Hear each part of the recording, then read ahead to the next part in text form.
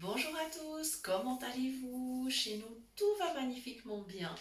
On a une belle journée, bien ensoleillée, c'est super chouette. Aujourd'hui, on vous propose un bouillon de légumes maison, un bouillon en poudre.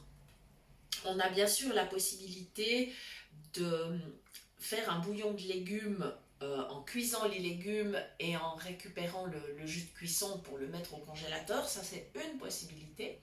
Mais ça prend vite beaucoup de place et évidemment, c'est à renouveler très souvent parce que, enfin, je ne sais pas si vous êtes comme moi j'utilise beaucoup de bouillon dans la cuisine. Donc voilà, c'est clair qu'on ne peut pas en mettre d'énormes réserves dans le congélateur. Voilà. Alors, j'ai maintenant une autre solution qui est de préparer donc une poudre. Alors, ça prend un petit peu de temps quand même. Il y a 2 jours, j'ai lavé quelques branches de céleri avec les feuilles, du poireau, j'ai coupé en petits morceaux, j'ai d'abord mis à égoutter dans une passoire toute une nuit. Le lendemain matin, mes petits légumes avaient déjà bien séché, donc ça c'était bien, ça m'a fait gagner quand même du temps. J'ai préparé aussi des carottes, j'ai coupé des rondelles très fines, voilà. Et ensuite, j'ai installé tout ça sur du papier sulfurisé et on a allumé le four à 100 degrés. Alors, je vous dirais que le temps de séchage, il va dépendre de beaucoup de choses. Il va dépendre de la taille des morceaux de légumes qu'on aura découpés. Donc, le mieux, c'est de découper quand même le plus petit possible. Voilà, parce que ça sèche beaucoup plus vite. Et puis, on a laissé donc à peu près entre 2 et 3 heures. On a vérifié régulièrement où on en était. Et là, aujourd'hui, donc maintenant, qu'ils sont refroidis, mes petits légumes, ils sont secs. Je vais pouvoir simplement les passer dans le bol du mixeur et je vais obtenir une poudre que je pourrai mettre dans des pots et que j'utiliserai très prochainement. Alors évidemment, comme cette préparation n'aura ni additif ni conservateur, je n'en prépare pas trop non plus. Et puis de toute façon, je pourrais varier les légumes au fil des saisons. Il est possible dans cette préparation de rajouter des herbes séchées par exemple, ou de faire sécher les herbes au four en même temps que les petits légumes. Il est possible d'ajouter de l'oignon, de l'échalote, enfin voilà, ce qui nous fait plaisir. Et bien sûr, au fil des saisons, on peut varier les goûts en fonction de ce que l'on trouve. Voilà, alors maintenant, je vais mettre le couvercle. Voilà, et on va démarrer.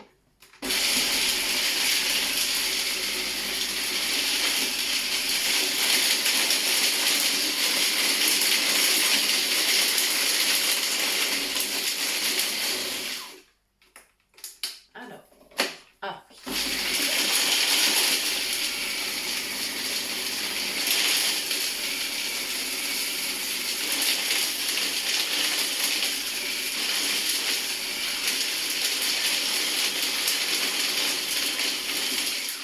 voilà.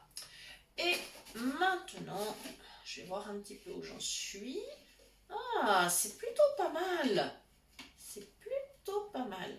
Je vais quand même mouliner encore un peu parce que j'ai encore des petites feuilles de céleri qui ne sont pas totalement mixées. Je vais redonner quelques petits tours. Voilà. Je peux vous dire que ça sent super bon.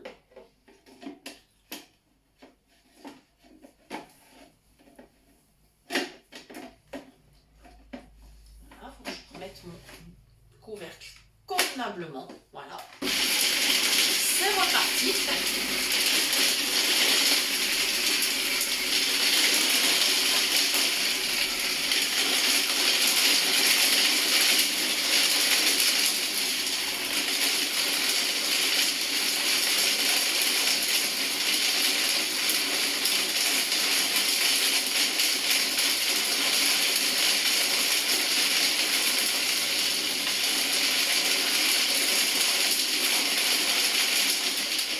Alors là, on va voir où on en est. Je vous prie de m'excuser pour le bruit. C'est pas forcément super agréable Voilà, ouais, il va falloir que je donne encore un ou deux petits tours, mais ça va aller.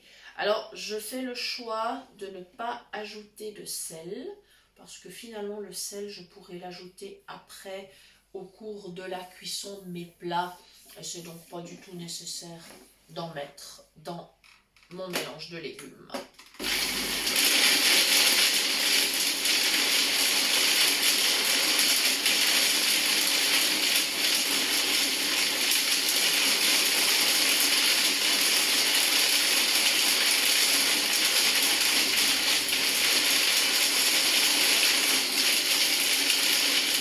Voilà, j'espère que vos oreilles n'ont pas trop souffert.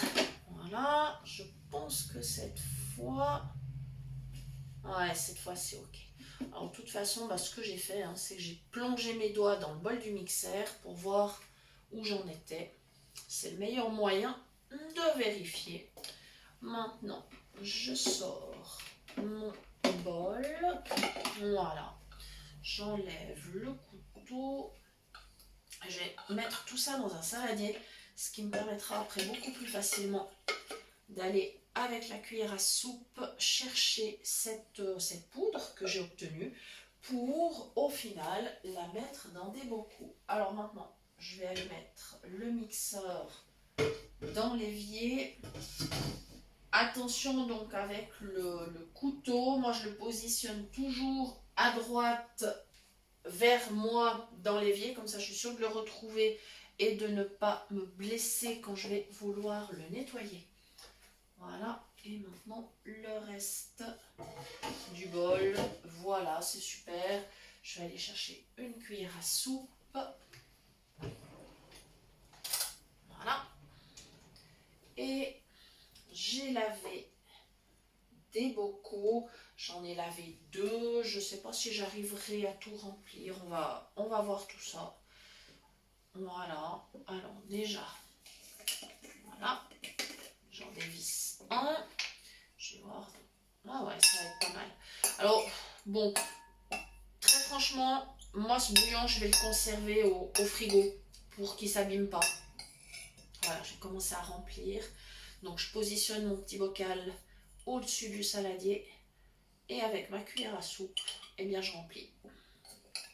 Voilà, voilà, voilà. Et donc ce bouillon, je vais pouvoir l'utiliser pour diverses préparations, par exemple pour la cuisson des légumes, pour rajouter dans des jus de viande ou dans les soupes, bien évidemment. Voilà, il est bientôt plein celui-là. Voilà, c'est ultra facile à faire. La seule chose, c'est que ça prend un petit peu de temps, mais franchement, c'est super facile. Voilà, celui-là, il est bien plein. Voilà, c'est impeccable. Voilà. Et puis, il me reste qu'à refermer le bocal et je vais renouveler l'opération avec le prochain. Voilà.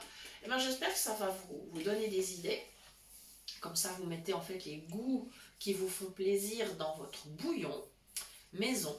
Voilà, et vous aurez ni conservateur ni additif. Voilà, c'est un avantage.